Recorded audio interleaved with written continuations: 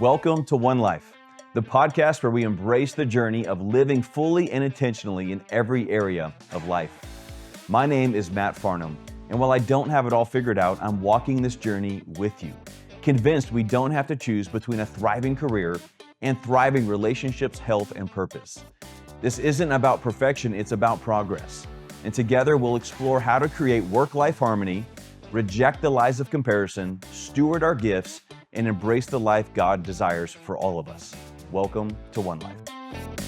Well, welcome back to the One Life podcast. Thank you again for listening and being a part of our One Life community. So this episode is super special for two reasons. First reason, because this is the first episode with a guest, but more specifically, number two, because of who the guest is. So recently I've shared with you some of my journey and my story. We kind of launched this podcast and the vision.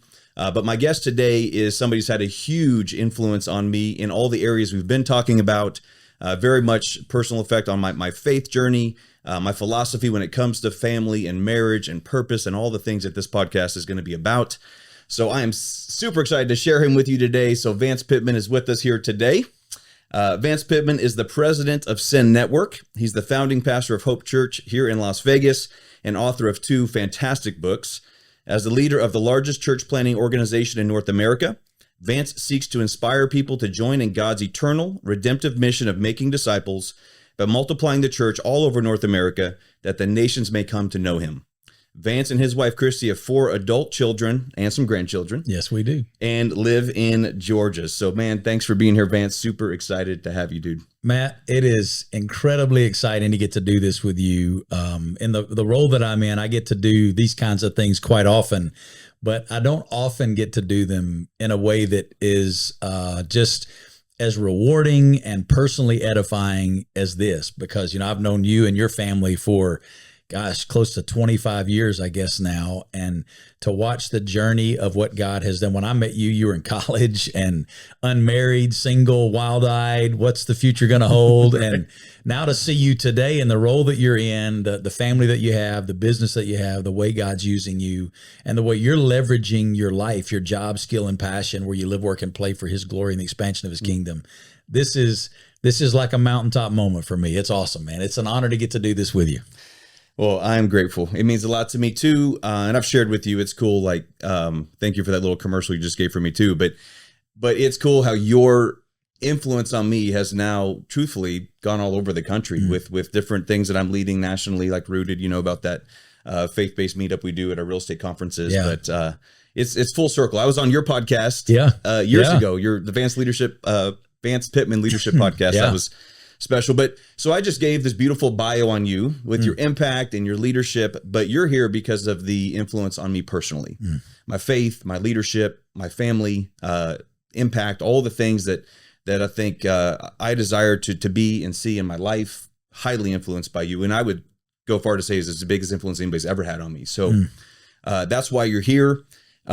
So again, welcome to the One Life podcast, Vance. That's the first time I get to say that. It's an honor to get to be first.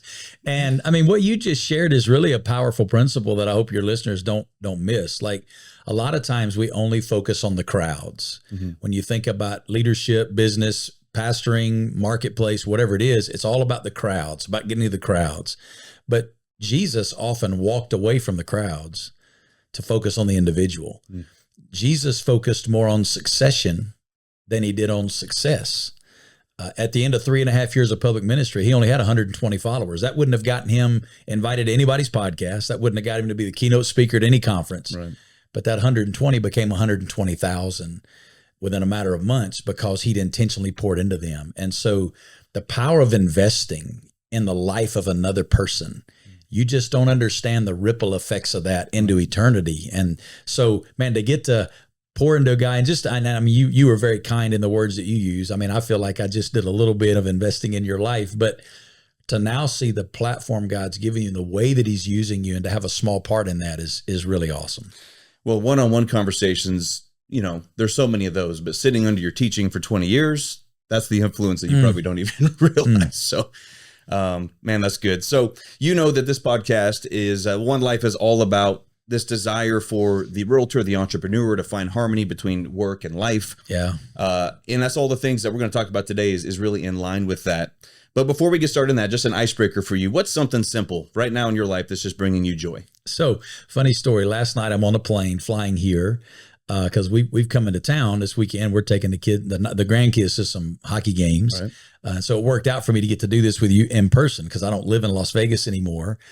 So I'm on the plane and I'm looking at this sheet that you'd sent me as kind of prep questions. And my wife is reading over my shoulder on the plane. And she saw this first question, something simple that brings you joy. And she looks at me and said, well, that's an easy question for you. And I said, what do you mean? And she said, it's me. I thought you were going to say because you've been upgraded to first class. And that didn't hurt either. We were sitting in first class. We had been upgraded. When you got 2 million miles with Delta, they take care of you. But she looks at me and says, well, that's an easy answer. It's me. And it's kind of funny because as I thought about it, that really is the answer. And what I mean by that is we've just begun a new season of life. You said it in the intro. I have 4 adult kids that are now all married, which means they're off payroll. Like they're doing their own thing. They're living their life, which means my wife and I have begun a new season. We're in a new season of empty nest. And we really never got to experience that because we got married at 20 and 19, and then we got pregnant 3 months into getting married. And so all we've known for our entire married life of 32 years is kids, and our lives revolving around them. This is the first time in our life that we have a relationship that doesn't revolve around the kids and the family and everything that's going on. And we are having a blast, like new rhythms, because we also relocated to a new city. Right. And that's actually been really cool to get to start this new season in a new place with new people. Because before, a lot of our relationships revolved around our kids. And now we're building relationships with people strictly based on our wants, needs, interests, likes, things we want to do. And it's just been a blast, man. Date nights are happening all the time. It's just that has just brought us so much joy to get to this season and be at a place both relationally, spiritually, where we're just thriving in this season and really, really enjoying it together. That's awesome. I always say to Leslie, my favorite thing in my life is to experience new things with my wife. Like traveling new cities, but that is fun, this new season in a new city. So there's a lot of firsts right now. It is. And the cool thing, we live in Atlanta now. So Atlanta, I lived in Vegas 25 years, and Vegas is a city that grew and consumed desert. Mm-hmm. So every time it grew as a city, it built and added on this new part of the city. Atlanta has grown and consumed rural communities. And so Atlanta is a collection of all these rural, Marietta, Woodstock, Canton, Alpharetta, Holly Springs, and all these little downtowns have these it's the coolest vibe. It's like watching Sweet Home Alabama, the movie, all these little downtown vibes with mom and pop restaurants, and they got the lights strung across the city and these little downtown. So we could literally date night in a different little town square. That's in cool. Vegas, we got a cool town square, but it's one they built. Yeah. There, all these town squares are they've been there 150 years. Right. And it's given us just a lot of, we feel like we're kids again, like we're just having a blast. When you get date night at Battery Park every so often too, right? That's not a bad thing either. Vance and I are both Atlanta Braves fans. Exactly. For those listeners. So, well, cool, man. Well, let's get into it. So where I want to start the conversation today, again, our audience is realtors, entrepreneurs, business leaders, and so forth. But, our God created everything that we can see, taste, touch, or feel. That's right. God is the ultimate entrepreneur. You think about the creation mandate in Genesis, like he called us to work. He mandated work. I believe that excellence, I believe that hard work, I believe those things are honoring to God. The Bible has plenty of scripture about hard work, wise planning, work unto the Lord. But on the other end, Proverbs 23:4-5 says this: don't wear yourself out trying to get rich. Be wise enough to know when to quit. So therein lies the tension for our listener. Yeah. The entrepreneur, the realtor, the high performer is finding balance between those two things. Again, on one end, I want to steward the time, talents, resources, gifting that I've been entrusted with and create excellence and hard work. But on the other end, be wise enough to know when to quit. So, thinking about you, Vance, you've achieved a lot, running huge organizations, lots of impact, global impact, eternal impact. speaking on stages all over the world, many, many podcasts, all the things that you do, author of multiple books, but yet I know you to still have thriving relationships in your life. So my question for you is, how do we know when our hard work is honoring God versus when we've crossed the line into striving for success in a way that wears us out or pulls us away from what truly matters? I want to answer that question, but before I do, I want to pick up on something you said and just make a point, because I think in the world of Christianity, which is, I know we have listeners that are believers, listeners that aren't, but that's the kind of the worldview you and I come from. There's a word that has begun to be so used in the church that we assume it's a biblical word, and it's the word excellence.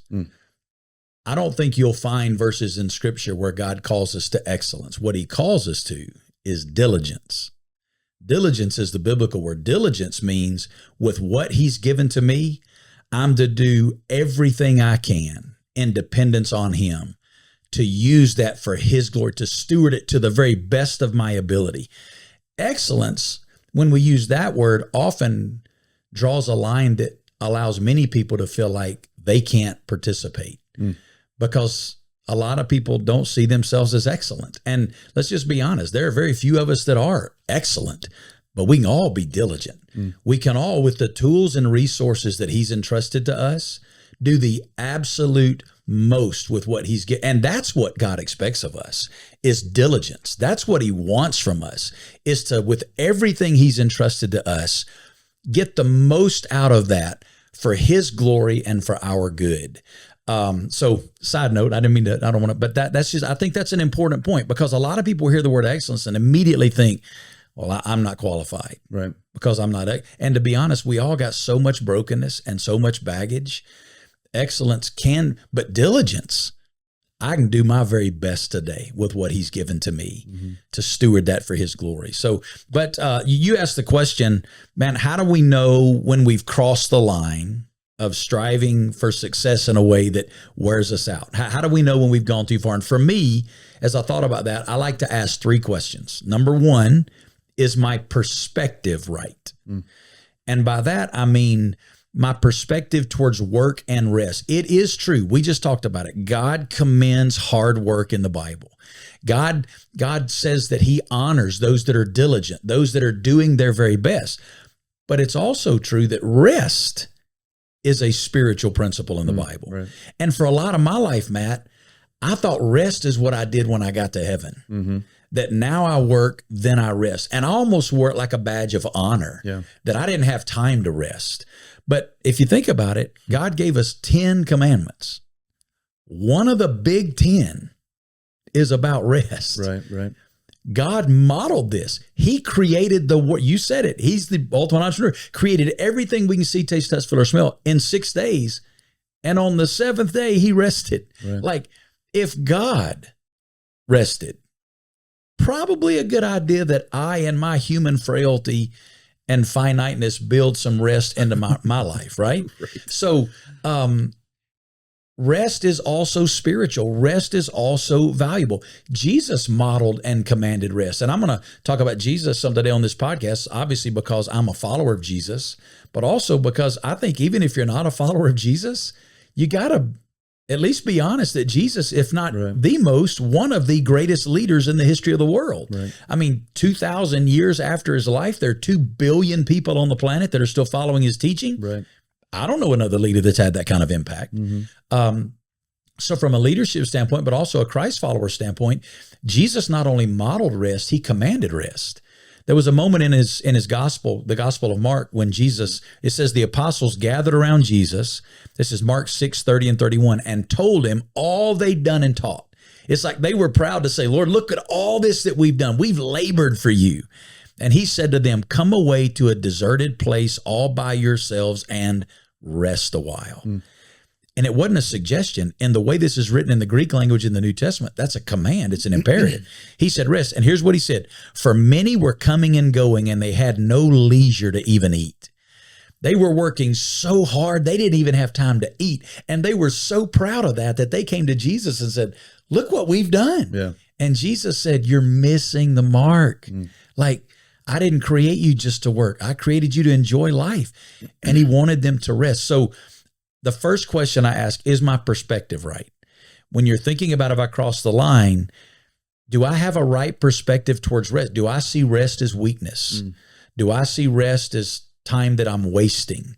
Do I see rest as invaluable? Or with the same value and diligence I place on work, do I place that same priority on rest? So let me interrupt you real quick. Two thoughts on that. One is, you mentioned this badge of honor we wear.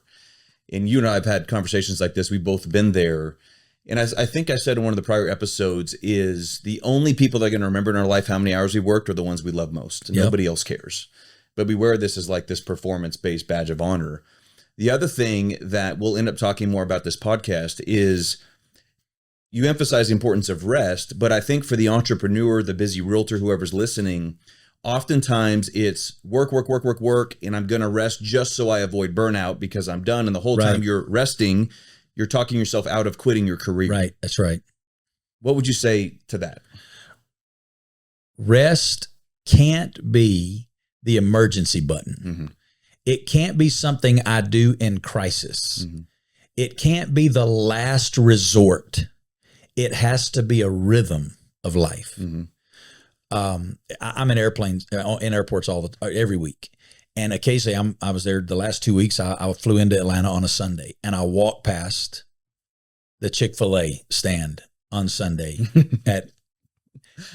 and every Sunday. First thing, you're annoyed. The first thing I do is get annoyed because Chick-fil-A's not open. I think those doggone Christians, man, who are they? But I mean, seriously, think about this. Has anybody made more money with a simpler plan? Mm-hmm. Let's fry a piece of chicken, put it on bread with a pickle, and sell it. Right.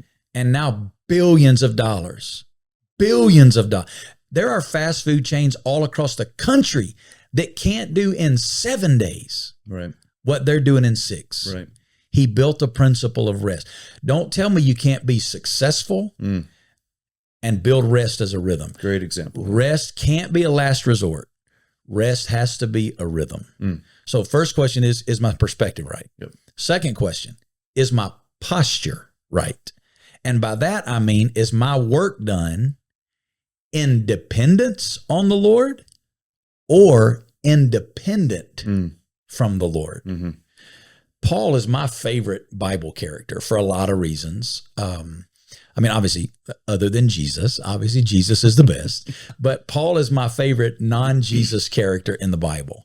I love Paul. My life mirrors Paul's. Paul was a church planter. Paul traveled all the time. Paul is just somebody that I feel like I'm kind of cut out of Paul's cloth. Paul sometimes rubbed people the wrong way because he was such the driven entrepreneurial starter that Paul didn't have time for people at times. He just left them behind because if you're not all in, you're not going with me. Right. I just really identify with Paul. He worked hard. He accomplished much. He planted many churches. The guy wrote 2/3 of the books of the New Testament, like the best-selling book of all time. He wrote 2/3 of the books in the New Testament. But listen to the way he describes his work in Colossians chapter 1. He said, so we tell others about Christ, warning everyone and teaching everyone with all wisdom that God has given us. We want to present them to God perfect in their relationship with Christ. I mean, you can hear the standard that he set is high. Yeah. He said, that's why I work and struggle so hard. That phrase in the Greek language means literally to work yourself to weariness, to work yourself to exhaustion, depending on Christ's mighty power that works in me.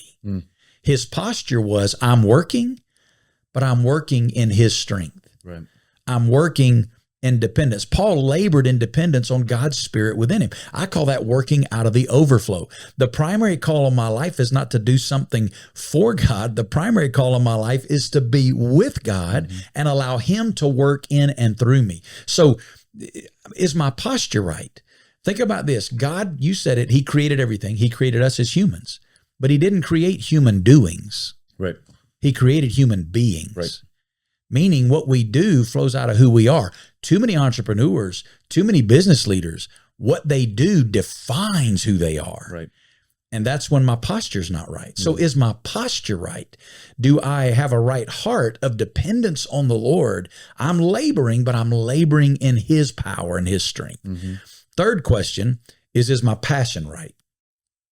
When I've crossed the line, I can always feel it because it feels like work and not the passion that gives me joy. Mm. When you love what you do, you've heard the adage, when somebody loves what they do, they never go to work a day in their life. Right. When I've crossed the line, I love what I do. Mm-hmm. But when I've crossed the line, what I do begins to feel like work. Yeah. And when my passion isn't right, I know so it's, for me, is it my perspective right? Is my posture right? Mm. And is my passion right? And if my passion's not there, I know I've crossed the line and I need to get back in balance. Mm. That's good. I was going to specifically ask you a question, like, how do we know we're moving from that's I want to steward everything that he's entrusted me with, that diligence, versus that the chasing success. But I think you just said it. It's when you wake up one day and you're like, man, this is work. When I'm working out of the overflow of his strength in me, it's joy. When I'm not, it's drudgery. Mm. It's the same thing. You've heard me teach this, Matt. There's a verse in Matthew chapter 11 where Jesus said, "Come to me, all who are weary and heavy laden, and I'll give you rest." Right. He said, "Take my yoke upon you and learn from me, for my yoke is easy and my burden's light." Hear those three words: rest, easy, and light. Mm-hmm. When we're following Jesus, fully engaged in what he's called us to do, which means hard work, effort, it should be rest, easy, and light. Even while we're working. Even while we're working. And when I'm not there, it's work, it's hard, and it's heavy. It's not rest, easy, and light. It's work, hard, and heavy. When my passion gets out of balance, it's when I'm not doing it out of the overflow of intimacy with him, walking in fellowship with him. And that always leads me to adding stuff to my agenda that he didn't want me to put there. Yeah. And then I begin to feel overwhelmed and overworked. And we're going to get right into that. But, it's interesting you bring that up, because for our listeners, you heard me share it in the first 3 episodes on my burden really for starting this podcast. But part of that is aligning your faith and a bigger purpose through your business, because, One Life listener, if you don't have that, then you're not going to find easy, light rest. You're not going to find that in your work. So it's got to be aligned with those bigger things. Yeah, it's honestly one of the greatest messages that I think I can give to somebody that's not a follower of Christ. Like, I don't think I can tell you how to experience that apart from him. Like, it's not like he's a way. He's the way. There's no way to experience the kind of fullness and joy and satisfaction in life apart from him. You mentioned a second ago, what are kind of some of the warning signs that and you said I'd kind of already answered it, and I have, but I want to just give you 4 statements though. These are warning signs that you've shifted into that chasing success model. Number 1, my devotional life is squeezed in instead of my day being ordered around it. Mm-hmm. When my time with him is squeezed in instead of ordering my day around it, I know I'm chasing. Number 2, my joy is diminishing and I'm feeling the burn. Number 3, my family is not my priority. When I'm chasing, my family begins to get squeezed in. Here, don't forget this. There can be other jobs, but there's only one family. Right. Yeah. You don't get a do-over with that. And number 4, I know I'm chasing when my margin is gone, when I don't have white space built into my calendar daily. Yeah. Those are some of the warning signs. Earlier you talked about, we joked about the impact I'm trying to have nationally now, and a lot of that's from your teaching. But I told you once that, the sign of a good mentor when you can't tell where the mentor stops and the mentee begins. Yeah. But I literally just taught a webinar about ordering our life around that, which is most important, instead of including it in our day. That's and good. I even talked about, pray, date, lead, date weekly, like the whole dynamic. I've heard that before. You have That's heard good. that before. So it's good stuff, bro. So let's move on. Our audience, of course, is made up of a lot of realtors, entrepreneurs, leaders, but people who are hardwired to fill their schedules up. And you just started to touch on it. And it's almost as if, like, the fuller my schedule is, the better chance I have of being successful. Realtors specifically, who is a large part of our audience, there's 2 million realtors in the country. But we even have a saying in our industry is he or she with the most appointments wins. Yep. Right. But the burden that comes with that is we so often fill our schedules, to your point, where we walk past so many opportunities. You could call them divine appointments, or just opportunities to encourage somebody, to see somebody where they are, sometimes people very important to us. So, and I've always said, man, one of my biggest goals would be to one day be available. Mm. Like, what would it be like to be truly available? Because if I'm honest, I'm not. I mean, so often I'm too busy to probably see a need and meet a need in those things. So, and you said something years ago that stuck with me. You quoted, I don't know whoever said it originally, but the quote was, "No other success can compensate for failure in the home." Andy Stanley's who I heard say it first. Yeah. I don't know if he said it originally, but that's who I heard say it. Well, and the other thing you said too is talking about the schedule. You said if you don't have time in your day to be interrupted, then there's stuff on your plate that God did not intend to be there.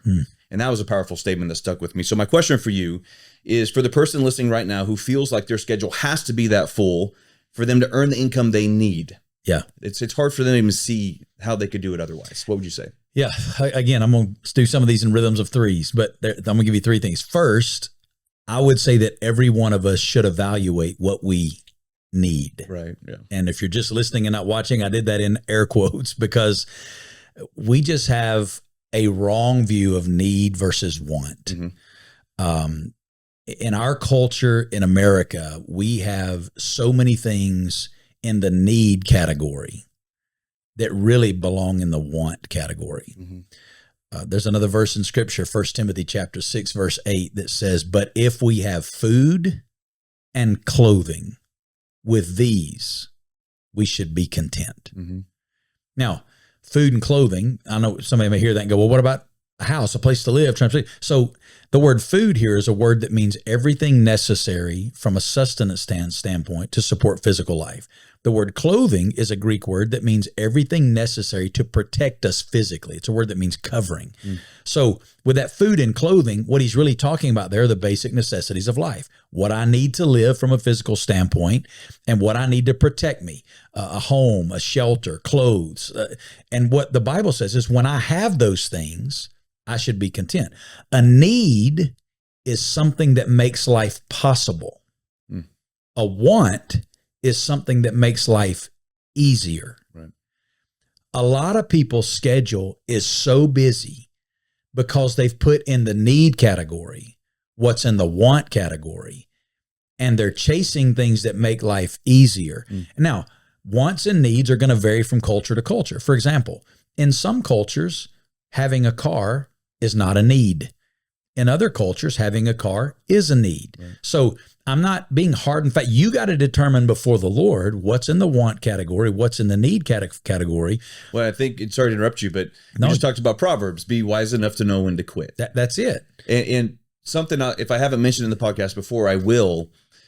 But there's this idea of if we're constantly trying to raise our standard of living, dollar for dollar as we raise our income, we're never going to be at a point where we can be present, right? Yes. Matt, you know me. I've traveled around. I've been in 42 countries around the world. I've seen people that don't have any of the things that we say we have to have in America to be successful. And they are some of the happiest, right, most joyful, most fulfilled families. They're cultures of honor and respect where generation to generation truths are passed down. We've just confused this thing of wants and needs. And if we're not satisfied with what we have, we won't be satisfied when we get what we don't have. It's a ladder that every time you get to the next rung, there's a little something above you that you think, if I just got that. Just chasing this horizon that just keeps moving. That's it. And so you got to determine what are the wants. Because, I mean, let's be honest. Both of us probably today have more than our parents did and more than we maybe ever dreamed we would have. True. Yeah. So are we content with that? Now, it doesn't mean it's wrong if you wind up with more. That just can't be my motive. My motive can't be always driven by want. I need to be content. I need to be a steward of the opportunities entrusted to me. Now, if that produces more, fine, but that can't be the goal. I've got to first differentiate between wants and needs. Because if I don't answer that question, I'm always going to be, because it's a cup with a hole in the bottom of it. The more you fill it, the emptier it becomes because it just constantly drains out. Right. And so you're always chasing. So the wants and need things, you have to determine that. You have to determine when enough is enough. And then you begin, okay, so if I do have more, now I get to give away more. Now I get to invest more in others. Now I get to be more a conduit of resources into the lives of other people. So that's the first thing. Second, if we're going to get to that place where we feel like our schedules we have to fill it to meet the need. The second thing you got to do is you got to count the cost. And what I mean by that is when it comes to my schedule, every yes is a no to something. To put something in my schedule today and say yes to this, I'm saying no to something else.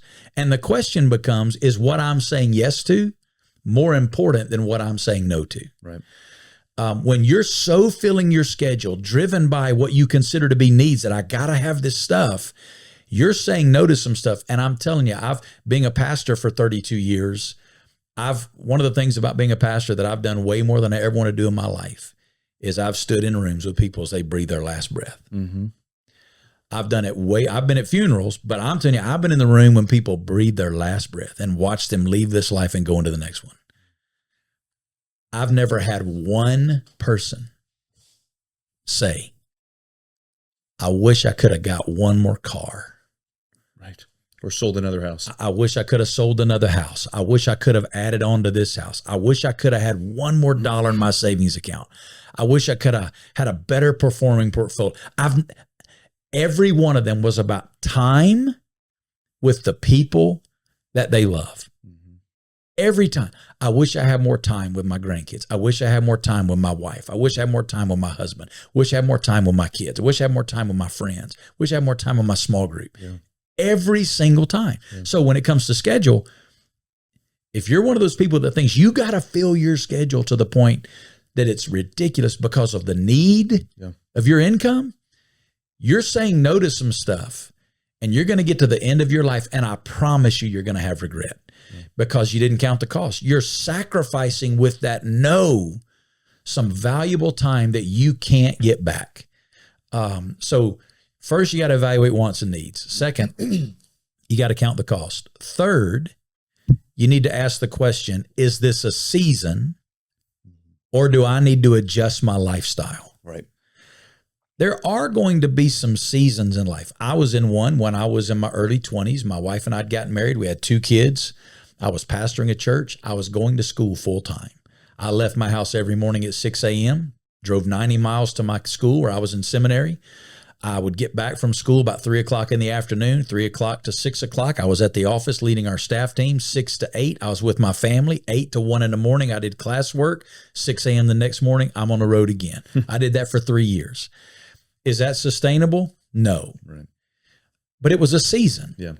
It was a season that my wife and I went in together knowing was going to be hard and unsustainable, but something that we knew and had calculated the cost for a short season. Now, even though we knew it and calculated the cost, it probably took my wife and I 10 years to get over those 3 years. Wow. And what I mean by that is my wife became very independent.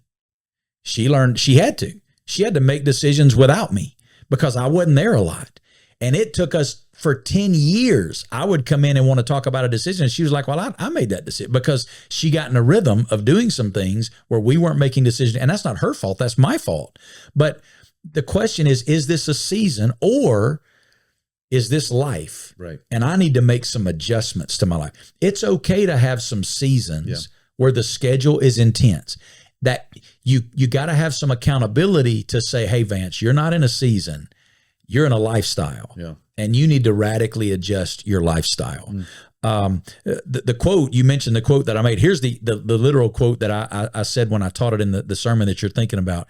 If you have more on your schedule today than you can possibly accomplish, then you have things on your schedule that God didn't put there. Because he's not going to give you more today than you can accomplish. Now, it doesn't mean if I've got a 10-year plan, I'm going to get it all done today. But what needs to be done today for that 10-year plan? And a part of that is building in white space that allows for interruptions because that's who Jesus was. I mean, some of the most defining moments in Scripture were when Jesus was interrupted. Right. Zacchaeus, the woman at the well, Nicodemus, all these were, we would call them interruptions. Mm-hmm. But Jesus didn't see them as interruptions. Mm-hmm. Jesus saw them as divine appointments, opportunities to be about the Father's business. And if my schedule is so slim, and here's the thing about us people that are wired like us, Matt, we'll never say it out loud, but we like it when people look at our schedule and see it so busy. Yeah. Like, I love it when somebody looks over my shoulder and looks at my calendar and like, dang, there's like a little bit of me on the inside that's like, yeah, attaboy, like you're doing it right. And we're never going to say that out loud, right, but it's the gospel truth. We take pride in how busy we are. Mm-hmm. Nobody had more to accomplish in a lifetime than Jesus. Nobody. You mentioned busy, and I didn't plan on bringing this up, but something that has really been on my mind recently. There's a entrepreneurship coach out there. His name's Rory Vaden. Rory, if you see this, shout out to you. I love your books. But he talks about this idea of significance. Significance is giving ourselves the emotional permission to work on things today that make tomorrow easier or better. Anything other than that's a distraction. Well, as I started to dwell on this in light of my faith, I started to recognize that spiritual warfare isn't just attacking my marriage or my business or my health, these big things. It's literally the daily details of my schedule. Because if he can keep me distracted from doing the most significant thing that God has planned and purpose for me, he's okay with that. That's right. Because I'm not going to move the needle and have the impact that God has equipped me to have. Absolutely. Yeah. A lot of people think that the enemy is only about us doing evil. No. He doesn't care. He doesn't care if we're strung out on drugs in the street, addicted to everything that the world can throw at us, or we're just trying to be the best person. As long as it's not Jesus and what Jesus has for us, he doesn't care. Right. So good. This conversation with Vance has been so rich and impactful that we decided to split it into 2 parts. So that's it for part 1, and please join us for the next episode, part 2, where we pick up right where we left off with Vance Pitman. You don't want to miss it. I hope this episode encouraged you today.